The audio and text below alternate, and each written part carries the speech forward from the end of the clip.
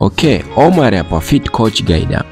Kama haupati hamu ya kula, kama tumbo lako linajaa gesi ovyo, kama tumbo lako linavimba na ukiingiza chakula katika mwili wako unajisikia tafrani, lakini pia hata kama haupati choo vizuri, unakula mara 3 kwa siku, lakini choo inaweza kafika siku nzima usipate choo, lakini pia kama tumbo lako linauma mara kwa mara, hizo si ishara nzuri kiafya.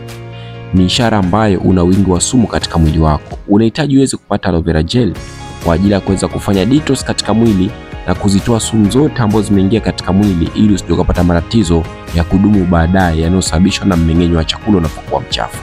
Cha kufanya, tumia Forever Aloe Vera Gel ili isaidie afya yako na kuweza kuishi na afya njema. Unaweza ukanicheck kuweza kupata yako kwa ajili ya kudetox mwili na kuishi maisha mazuri. Fanyia kazi nilokuambia, iko siku utanishukuru na utanikumbuka. All the best.